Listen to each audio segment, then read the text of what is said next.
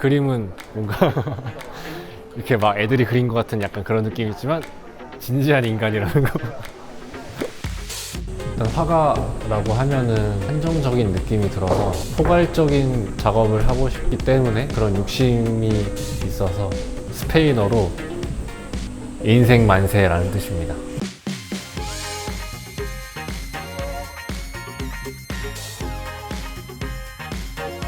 제목은 올스타즈거든요. 올스타즈인데 이쪽 밑에 보면 올스타즈, 올데이즈, 올레이스 이렇게 뭔가 말장난. 위에는 어떤 좀 어둡다고 보면 밑에는 노란색으로 밝게 하나의 메시지를 전달하기보다는 여러 가지 이야기들이 한 공간에 담겨 있고 뭔가 이야기를 담기보다는 뭔가를 느꼈으면 하는 바람으로 알 수 없는 여러 가지를 뒤죽박죽 섞어 놓는 작업을 좋아합니다. 여기는 이제 마이 코너라는 문구가 처음 시작이었거든요. 여기 안에서는 제가 이 두 작품을 그릴 때는 클래식을 들었거든요. 음악을 또 들으면서 또 느껴지는 것들을 이제 즉흥적으로 또 그려냈습니다. The story never ends. 이야기는 끝나지 않는다.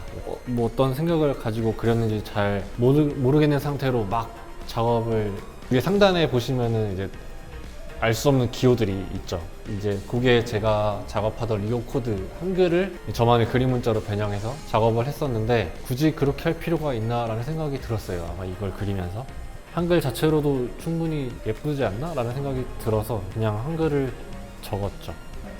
리오 코드는 우선 한글 자음 모음을 다 분해를 해서 저만의 그림 문자로 다시 변형을 기억은 이런 그림, 니은은 이런 그림 쭉 나열을 하는 방식이에요. 그래서 너무 말장난이어서 사람들이 인식하지 않았으면 좋겠는 이런 마음도 있고 이런 기호들이 보이면 이제 저만의 시그니처인 거죠.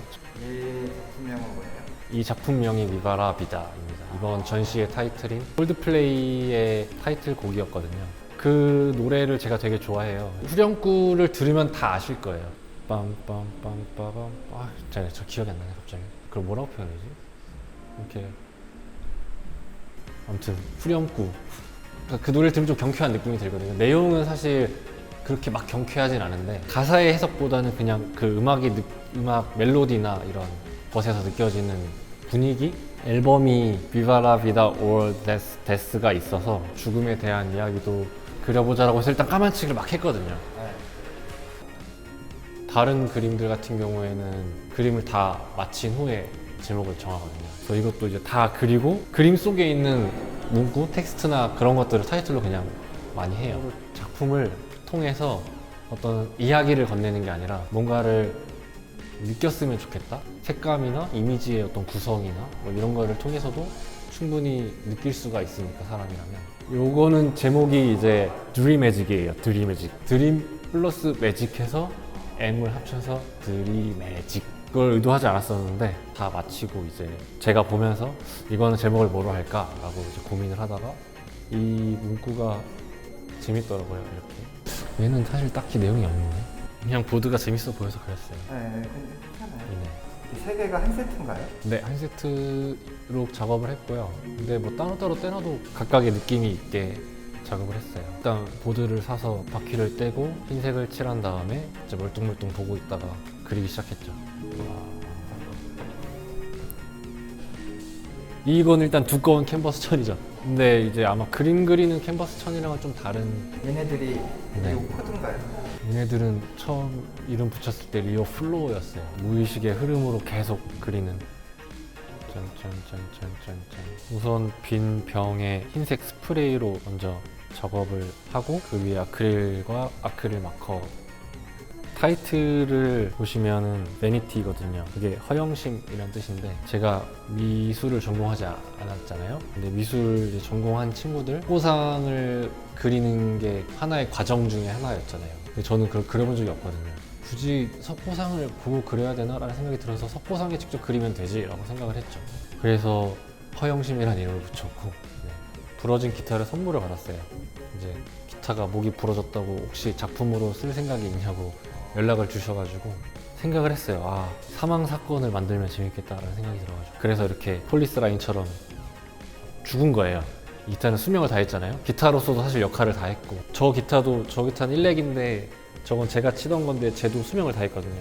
근데 얘는 아직 서 있고 얘는 누워 있고 검정색이고 백색이고 이 아이가 이 아이의 죽음을 뭔가 관망하고 있는 그런 이야기를 생각하고 만든 거긴 해요. 근데 그게 반전인 거예요. 그림은 뭔가 이렇게 막 애들이 그린 것 같은 약간 그런 느낌이지만 진지한 인간이라는 거. 진지한 사람입니다. 네. 되게 기네요. 네, 거의 5m쯤 되죠, 각각. 되게 많이 걸려 있네요. 그렇습니다. 이번에 열심히 하루 종일 한 3주 동안 하루 종일 작업을 했습니다.